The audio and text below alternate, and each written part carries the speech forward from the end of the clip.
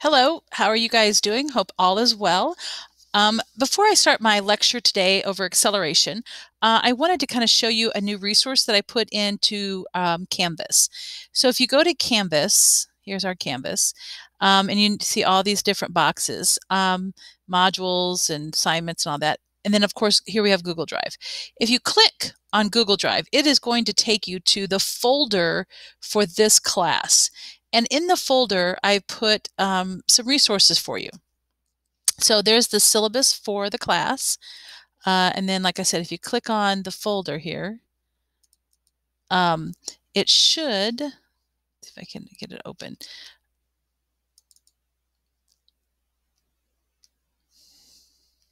There we go. So if you click on it, you'll see that it has a variety of different things that you guys can use. Like, for example, this 1D motion equation sheet. This is an equation sheet you'll need for the homework that we're going to be doing. Here's some graph summaries that we're going to be going over next week. And then here's the acceleration PowerPoint that I'm actually going to talk about today. So, and this, of course, is the PowerPoint that I went over last week. So I added this as kind of a way to kind of access some of the things that I go over in class, some of the things that you might find helpful. So the new thing, like I said, is in Google Drive. And this is chapter 2 and 3, which is what we're talking about. I'll just keep adding folders in there as we go on through the year. Again, you can access that in Canvas right here in our Google Drive. Click on that, and that takes you straight to the folder for Physics 1. Alrighty, so as I mentioned, we're going to talk today about acceleration. And so let me kind of get out of these two things here. And here is acceleration, and I'm going to go ahead and present this PowerPoint to you guys and kind of talk about some equations and so forth. So if you look at our objectives for today, we're going to be applying kinematic equations and guess to solve some problems. And these are actually constant acceleration or uniform acceleration problems. And then you're going to also understand the difference between positive and negative acceleration and how that changes, kind of the relationship between those two items depends on the direction of either the acceleration or the velocity. So we're going to be applying of course, your past knowledge to some new situations. So let's go on to this. Now, the next slide talks about motion, and I mentioned this in class, but I wanted you guys to really understand that there are 3 ways that we can describe motion. And one way that we describe motion is with words. So like our homework that we're going to be doing in class. The other way that we look at motion is with equations, which again, we're going to be looking at with the equations I'm going to introduce with you guys today. And then the last one is with graphs, and the graphs are what we're going to be studying more next week. So words and equations are kind of like the focus today. Like I said, we're going to be looking at some story problems and applying equations concerning uniform acceleration to those story problems. All right. So we talked about this last week, constant velocity. And when we are talking about constant velocity, remember that our distance here, right, is the same and the time's the same. So the car is going to move the same distance in the same amount of time, which is uniform motion, constant velocity. No acceleration. Well, what happens if we do have acceleration? What if the distance is greater in the same amount of time, or greater at the beginning and then less at the end, which is, again, kind of those motion graphs that we've been talking about in class. So if we look at acceleration and we look at something called instantaneous velocity, so we could be speeding up and going faster. And if you want to know, well, how fast am I going at that moment? That's called instantaneous velocity. And what you do is you just basically are looking at your speedometer. So whatever the speedometer shows, that's going to be your instantaneous velocity at that moment. To find instantaneous speed or velocity, if you have this graph, which again we'll get into more next week, if you find the slope at this particular point, that would tell you how fast you're moving at that moment, and that would be your instantaneous velocity. Again, we're going to talk more about graphs and stuff next week. I'll probably revisit all this next week, but I just wanted to let you know that besides talking about constant speed and talking about acceleration, we're going to get, I wanted to briefly talk about instantaneous velocity. And again, to determine that, you just find the slope of our tangent, the slope of our tangent line here. And so you would draw this graph, and then that would be like maybe at 6 seconds, you would draw a tangent line right here, and then you would take the slope of this green line, and that would be how fast you're moving at that moment. So we'll revisit this, but I do want you to know that there is something called instantaneous velocity. And again, if you're driving and you want to know like how fast I'm moving at a particular moment, you just look down at the speedometer, and whatever that says, that would be your instantaneous velocity. Okay, so now let's get into the acceleration, which is the excuse me, the meat of today's lesson.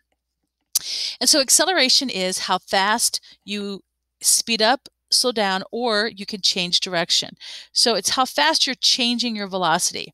Okay, so it's at the rate at which your velocity changes. So I always like to say, and you'll hear me say this throughout the entire year, that you know you're accelerating if you're speeding up, if you're slowing down, or if you change direction.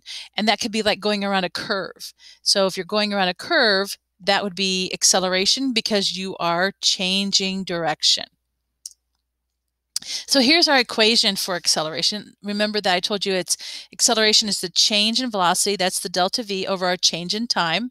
And our change in velocity is final minus initial over t. And then if I take this and kind of solve it for V final, we'd get this equation right here. So V final equals V initial plus AT. And again, this equation comes from this idea here, taking this equation and solving for VF. So you'd multiply both sides by t, then you would add the VI to both sides to get this equation. Okay, so again, VF is final velocity, VI is initial, that's the beginning velocity, and then acceleration, of course, is going to be A, and then T is time. Now, just a couple of things to think about is that when you accelerate, there could be a situation that like you were like at a stop sign or at a stoplight, and then you push on the gas pedal and you start to accelerate and go faster. If that's the case, then your initial velocity would be 0. If you start from rest or start from, like not moving at the beginning, that is where your initial velocity would be 0. If you're traveling along and then you see a stop sign or a stoplight that you have to stop at, and so you put your brakes on, and you come to a stop, then your final velocity would be 0. So those are some things that they're not going to come out and tell you. You just have to know that if you're kind of reading a problem and it talks about starting from rest or initially at rest or something like that, that means that your initial velocity would be 0. Coming to a rest means that your final velocity is 0. And then if you look over here in parentheses, these are the units that everything's going to be measured in. So my final velocity is in meters per second. Initial velocity is meters per second as well. Now acceleration is meters per second, and then time is seconds. Now, where do we get this meters per second? Well, if you look up here, my velocity is measured in meters per second. So on top, we would have meters per second. And then on bottom, we would have seconds. So it's a meter per second. And that's where we get meters per second squared. So that's the unit for acceleration. Okay. Now, not only is it in meters per second squared, but it also can be measured in what we call G's. So acceleration is measured in G's, and 1 G is equal to 9.8 meters per second squared. So I just want to let you know that just like how distance can be measured in kilometers and meters and centimeters, and mass can be measured in kilograms and grams. Well, acceleration can be measured in meters per second squared, or it can be measured in G's. Okay. If you've ever heard of like a G-force, that's kind of what we're looking at here. And we're going to get into that later this year. But I just want you to understand that G's is something that acceleration is measured in. And so you could have an acceleration of like 10, and they want to know, well, how many G's is that? Well, that's just about 1 G. Or you could have an acceleration of about 20 meters per second, and that would be about 2 G's. So I just want you to know that there's other units for acceleration. All right, so acceleration. is a vector quantity. Remember, that means that it has to have both direction and magnitude. And again, it's the rate at which an object changes its velocity. Okay, that's when you're accelerating. Sometimes sports announcers will occasionally say that a person is accelerating if he or she is moving fast. Is that true? If you're moving fast, does that mean that you're accelerating? Oh, wait a minute. All right, it does not. So just because you're moving fast doesn't mean that you're accelerating. You could be going fast at a constant velocity. So acceleration has nothing at all to how fast you're going. It's all about changing that velocity, okay? So a person could be going very fast, maybe going 100 miles an hour, but they're in cruise control. So they're not going faster, they're not going slower, they're staying at 100 miles an hour. That's just constant velocity.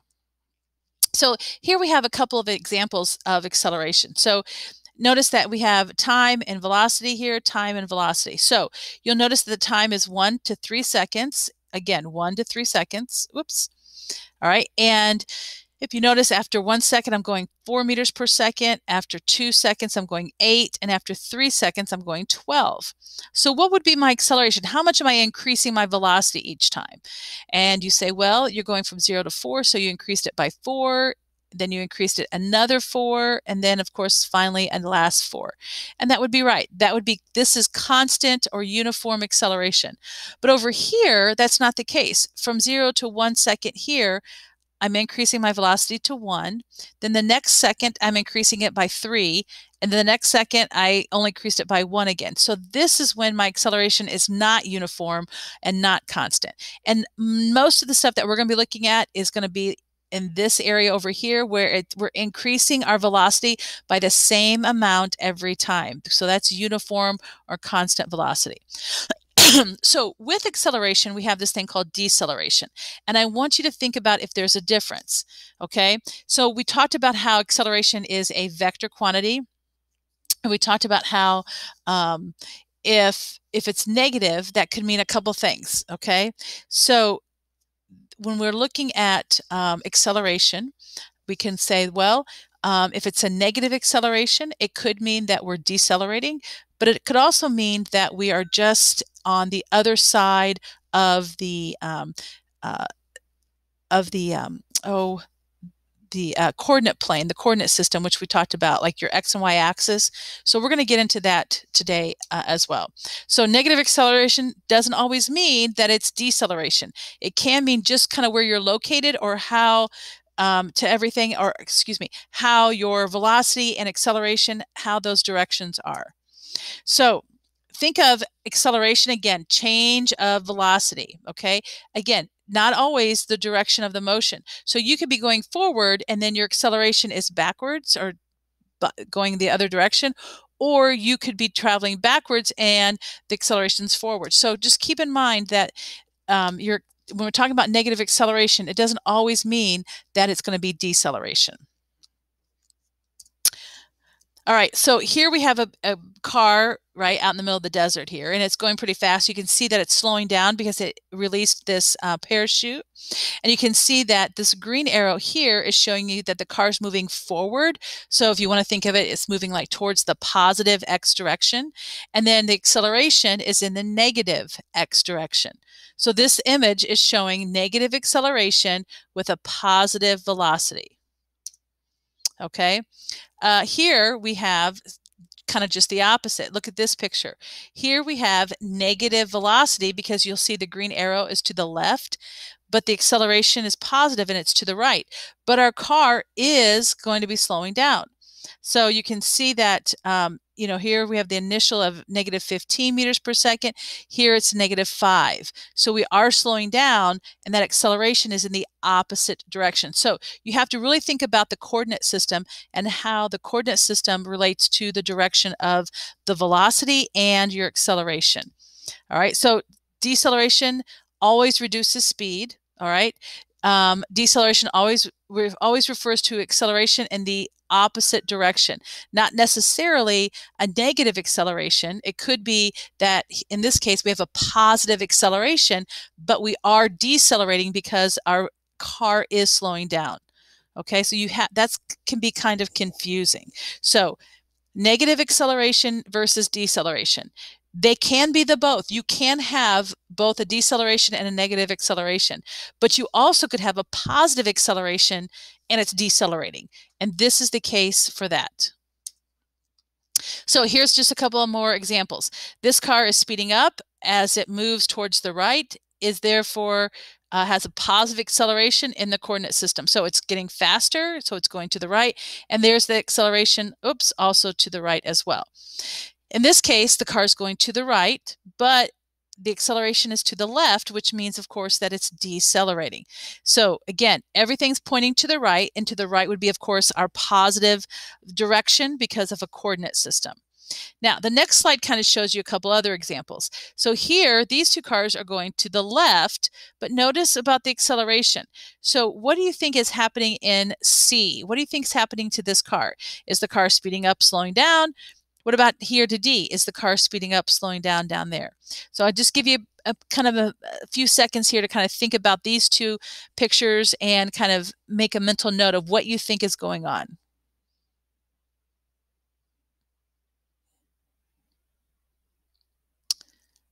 Okay, another second. So if you look at this one, right, it's moving to the left, but the acceleration is to the right. So this is going to show that the object is slowing down over time. So we have a positive acceleration, but our velocity is negative. So therefore, this would be decelerating. Here, we're moving to the left, and the acceleration's to the left. So if you notice, our acceleration's negative, but so is our velocity. So this means that it has to be speeding up. So again, just because the acceleration is negative doesn't always mean it's slowing down.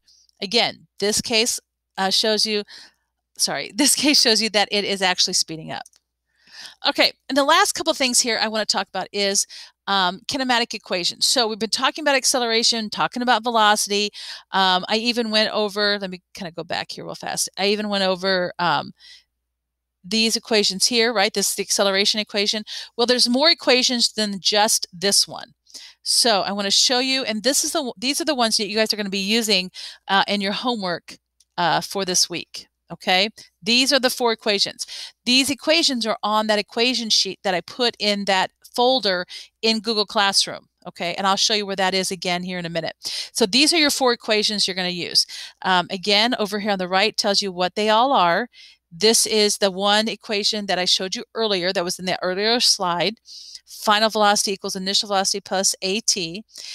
This is, again, x, which is our displacement or distance, is initial plus final divided by 2 times t. Then we have x equals VIT plus 1/2 AT squared. And then we have V final squared equals V initial squared plus 2 acceleration times x. So all these symbols are right here. And these are the equations we're going to be using to solve some of our story problems this week. Okay, and again, if we're starting from rest, then our initial velocity here would be 0. If we're coming to a rest, then here our final velocity would be 0. Now, if you look at these, you kind of think of, well, how do I know which equation to use? Well, we're going to go through all that. I'm going to do another video here and add to your week to watch, and it's going to just do some example problems for you so you'll know which equation to use and so forth. So like in this equation, what we're missing is x. So if you're not given x, then you don't use equation 1. Number 2 here is missing the acceleration. So if you don't know the acceleration, you don't use that equation. Okay, this one is missing final velocity, and then this last one is missing time. So again, it depends on what you're given as to which equation to use. Okay, and again, we're just going to use them as you would algebra. Plug in your values and solve it. And like I said, I'll be doing some of those examples for you. Oops. Alrighty. Speaking of, here's an example. Starting from rest, a car accelerates to 30 meters per second in 720 meters. What is the acceleration of the car? So using guess, I wrote down my givens. I know that the initial velocity, because it's from rest, here, so I know that my initial velocity, let's see if I can, sorry, I was trying to see if I can write, but I